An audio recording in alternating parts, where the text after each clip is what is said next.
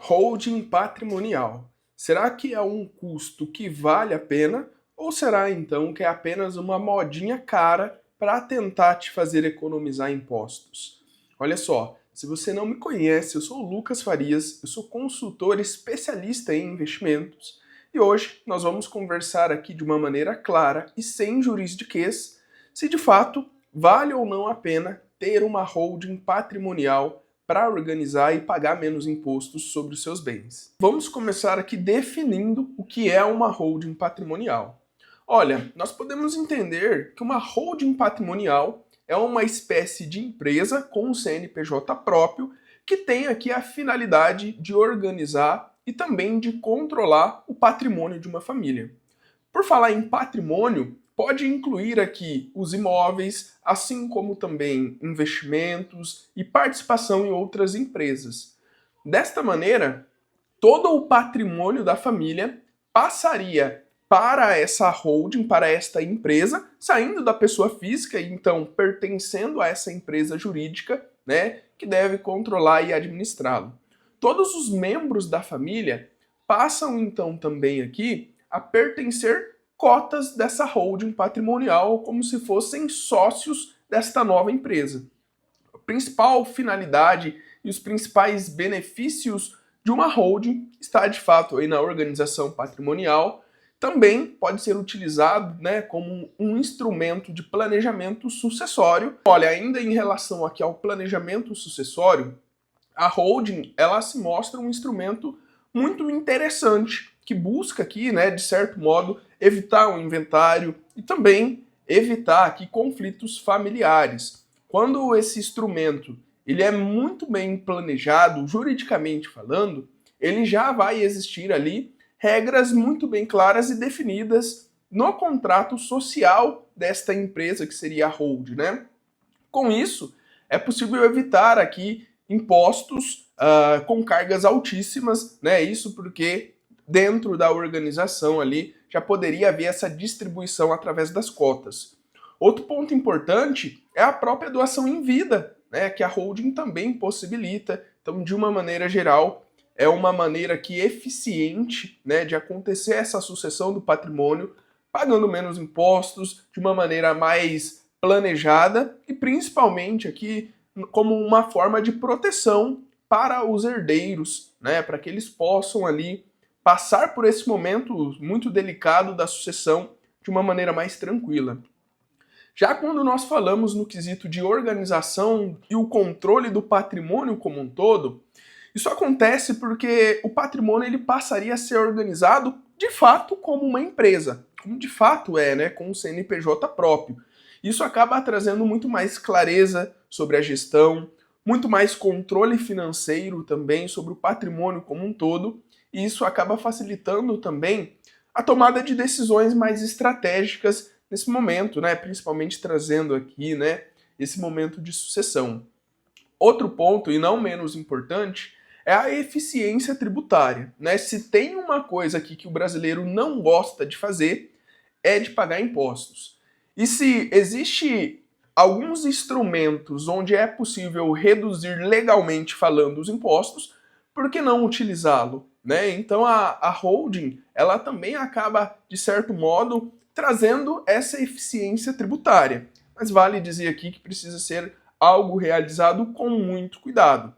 Essa é um tipo de estrutura que exige de acompanhamento, não só na parte financeira, mas também jurídica, né, para que de fato ele possa servir como um instrumento de proteção para você e para sua família. Então, como tal, ele deve sim aqui ser realizado da melhor maneira possível e por profissionais de qualidade.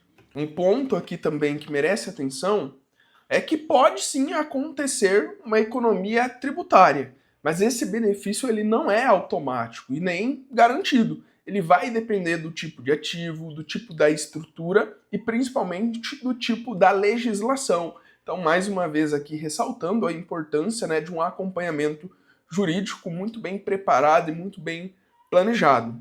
E agora eu trago aqui também para vocês alguns pontos que merecem atenção, né?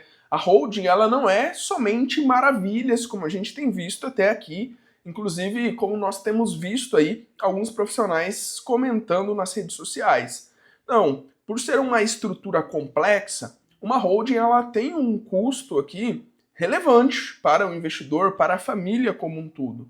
Então não é em todos os casos que uma holding vai fazer sentido.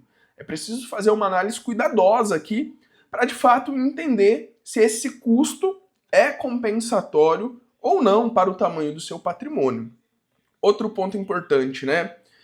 Existem alguns critérios que precisam ser considerados, né? Como o tamanho do patrimônio, como ele é constituído, como ele é formado, se existe imóveis, se é também empresas familiares, se existe já essa preocupação com o processo sucessório. Então existe aqui uma série de fatores que precisa ser analisado e muito bem planejados, para que com isso a holding possa trabalhar a seu favor, trazendo muito mais confiança e autoridade aí para o seu patrimônio e para a sua família de uma maneira geral.